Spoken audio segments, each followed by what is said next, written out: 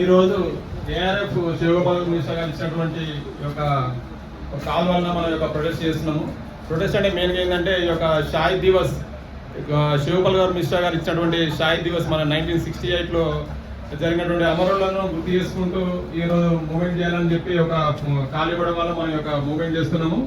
ఈ మూవ్మెంట్ అంటే అప్పుడు 1968లో ఈ యొక్క సెంట్రల్ గవర్నమెంట్ ఎంప్లాయీస్కి అప్పుడున్నటువంటి కాంగ్రెస్ గవర్నమెంట్ పెరుగుతున్న ధరలు కానీ పెరుగుతున్నటువంటి వ్యయాలకు అనుకూలంగా డిఏ పెంచడం కానీ ఒక బేసిక్ పెంచడం కానీ ఇలాంటివన్నీ సరిగా పెంచకపోవడం వల్ల ఆ రోజు ఏఆర్ఎఫ్ ఆధ్వర్యంలో దేశవ్యాప్తంగా 40 లక్షల మంది ఆధ్వర్యంతో ఏ మన సోదర ఆర్గనైజేషన్స్ కానీ ఏ ఆర్గనైజేషన్ మనకు తోడు రాకుండా కానీ ఓన్లీ ఏఆర్ఎఫ్ ద్వారా దేశవ్యాప్తంగా ఈ రోజు మనం అయితే ఏ రకంగా అయితే డెమాన్స్ట్రేషన్ చేస్తున్నామో ఆ రోజు కూడా ఉన్నటువంటి కార్మికులు ఏఆర్ఎఫ్ ఆధ్వర్యంలో మొత్తం ప్రతి డిపో ముందు ప్రతి స్టేషన్ ముందు ఈ యొక్క వన్ డే టోకెన్ సమ్మెకు అందరూ వచ్చారు.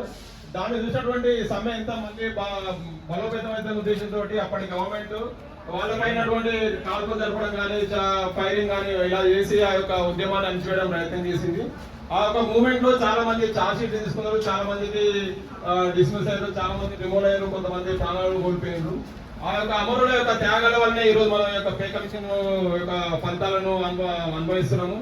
వాళ్ళు చేసినటువంటి త్యాగాలంటే మనకు ఈ రోజు డిఏ పెరుగుతుందంటే వాళ్ళ త్యాగమే. ఈ రోజు ఎవ్రీ 10 years ఒకసారి పే కమిషన్ వస్తుందంటే వాళ్ళ త్యాగాల ఫలితమే.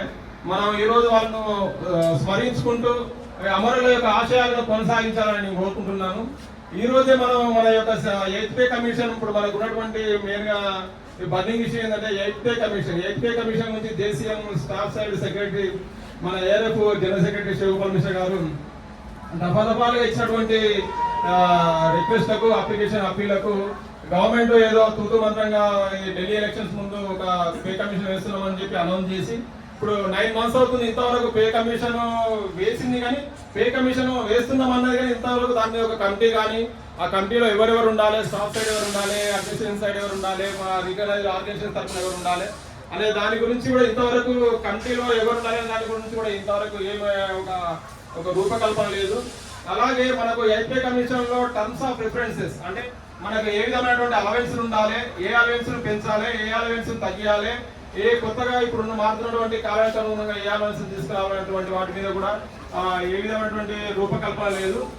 ఇంతవరకు టర్మ్స్ ఆఫ్ రిఫరెన్స్ అయితే కమిటీ అయితే ఏ విషయం మీద అసలు మొద్దు నిద్రలో ఉంది ఒక మోదీ గవర్నమెంట్. దీన్ని మనం మేల్కొల్పాలంటే మనం ఇలాంటి ప్రొటెస్ట్ చాలా అవసరము. అలాగే మనకు రన్నింగ్ స్టాఫ్ కు పెండింగ్ ఇష్యూ అంటే జనవరి నుంచి ఇప్పటి వరకు అన్ని డిపార్ట్మెంట్లు బేసిక్ డిఏ 50% టచ్ కాగానే అందరికీ వాళ్ళ అలవెన్స్ 25% హైక్ అయింది. మన రన్నింగ్ స్టాఫ్ కు అంటే డ్రైవర్స్ కానీ టీమర్స్ కానీ ఇంతవరకు మైలేజ్ లో హైక్ లేదు. మనం 25% ఎన్హాన్స్ అనేది మ్యాండేటరీ, కానీ ఇంతవరకు దాని గురించి గవర్నమెంట్ ఏ విధమైన చర్యలు తీసుకోవట్లేదు. అలాగే మనం ఎన్నో రోజులు చేసిన డిమాండ్ యొక్క ఇన్కమ్ ట్యాక్స్ లో 70% ఎగ్జంప్షన్ కావాలి మైలేజ్ లో అని చెప్పి మనం కోరుతున్నాము. అది కూడా పెండింగ్ లోనే ఉంది.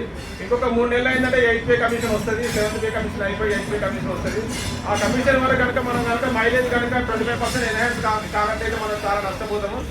అలాగే ఐటీ ఎగ్జామ్షన్ కూడా మనం 70% ఎగ్జామ్షన్ కావడం చాలా నష్టపోతాము ఫైనాన్షియల్ గా.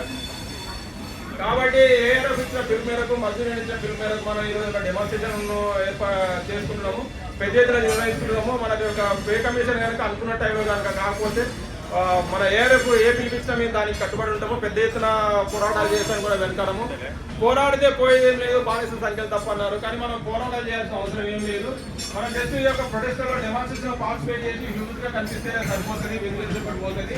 మన యొక్క కోరికలు, మన యొక్క ఆశయాలు, మన యొక్క ఫైనాన్షియల్ బెనిఫిట్స్ అనేది మనకు చేకూరాలంటే మనం మాస్ గా కనిపించాలి. ఇంకా మాస్ గా మన మూవ్మెంట్ లో డెమాన్స్ట్రేషన్ చేసుకోవాల్సిన అవసరం ఉన్నది. అలాగే ఇంకా చాలా ఉన్నాయి. ఇంకా మన అందరూ చెప్పారు, సాయన కానీ సీఎం అందరూ చెప్పారు అన్ని విషయాల గురించి. ఈ యొక్క అవకాశం ఇచ్చినటువంటి